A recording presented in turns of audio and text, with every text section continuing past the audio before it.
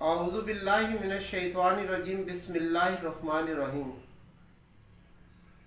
हमने अक्सर देखा है कि लोग गाली गलौज होते हैं, एक दूसरे को लड़ाई झगड़े में गालियां नकार रहे होते हैं। और ये गाली क्यों देते हैं?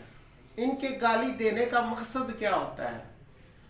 क्या ये लड़ाई झगड़े में देते हैं या आम बातचीत में भी वो गाली निकाल के बात का आगाज करते हैं? क्या गाली देना अच्छा अमल है?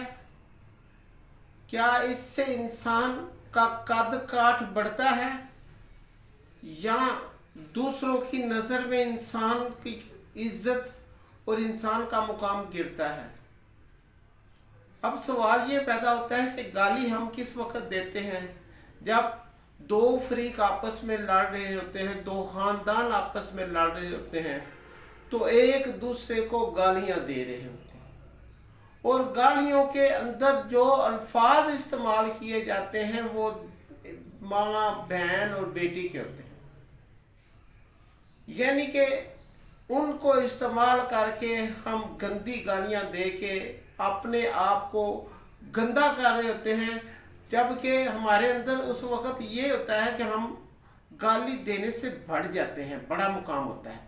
ऐसा नहीं होता, गाली देने से मुकाम कम होता है और इंसान का घटिया तरीन जो अमल होता है वो गाली होता है। हमें गाली देने से गुरेज करना चाहिए, ना सिर्फ खुद गुरेज करना चाहिए बल्कि दूसरों को भी इसकी तलकीन करनी चाहिए। अक्सर देखा गया है कि घर में जो बड़ा होता है वो गालियां लगा रहा होता है, उसको देखकर छोटे भी उसकी नकल उतार रहे होते हैं, वो भी एक दूसरे को गंदी गालियां देते हैं और बात बात पे देते हैं।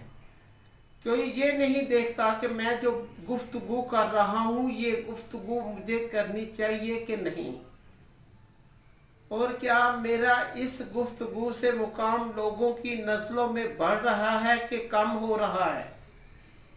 क्या मैं इससे दुनिया की नज़र में अपने आप को गिरा रहा हूँ?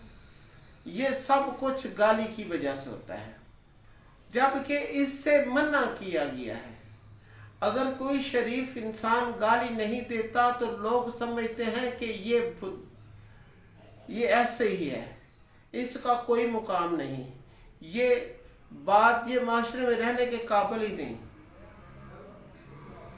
तो कोशिश करें कि अगर आप गालियां देते हैं तो अपने गालियां, जैसे लोग सिगरेट पीते हैं, सिगरेट पी के